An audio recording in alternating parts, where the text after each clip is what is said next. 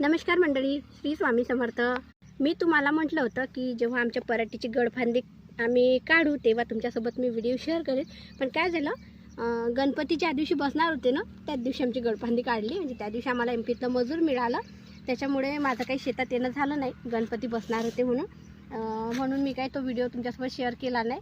तर बघा आमच्या पराठीची गडफांदी काढलेली आहे, तुम्हाला हे दिसतही असेल, सुकलेली पराठी नाही का, पूर्ण हे खाली पडलेली। तर बघा पराठीची गडफांदी काढलेली आहे। आणि गडफांदी ओळखायची कशी, तर पराठीला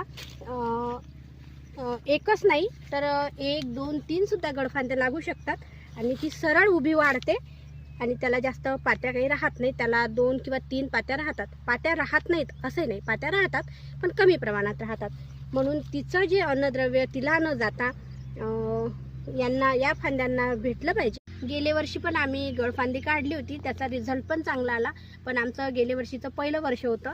पहिलं वर्ष याच्यासाठी की माझ्या मुलानं गेल्या वर्षी पहिल्यांदा शेती केली होती। त्याच्या आधी त्याचे पप्पा करत होते। गेल्या वर्षी त्यानं त्याच्या पप्पाला म्हणे की मी माझ्या मेथडने करते, तुम्ही त्याच्यात लक्ष देऊ नका, तर मग त्याच्या मेथडने केली। तर बघा गेल्या वर्षी जी काढली ना आम्ही गडफांदी, तर फायदा खूप झाला। पण पहिलं वर्ष असल्यामुळे तेवढं काही त्याला समजलं नाही। आणि एक दिवस पाऊस आला आणि त्या पावसामुळे म्हणजे त्या जे बोंड लागले होते पराठीला, त्याचं वजन त्या पराठीला सोसलं नाही आणि ती मोडली।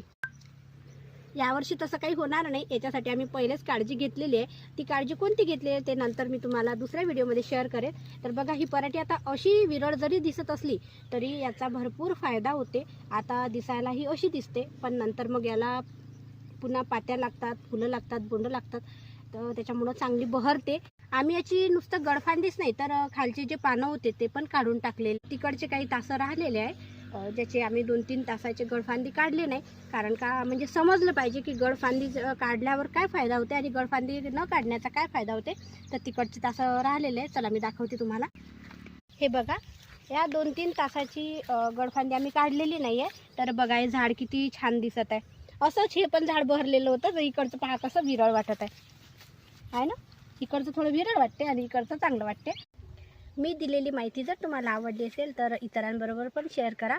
आणि हो, जर पराठीबद्दल आणखी काही माहिती हवी असेल तर मला कमेंट करून नक्की विचारा। गडफांदी काढल्यापासून पराठीमध्ये काय काय बदल होतात ते पण व्हिडिओ मी तुम्हाला प्रत्येक व्हिडिओ तुमच्याबरोबर शेअर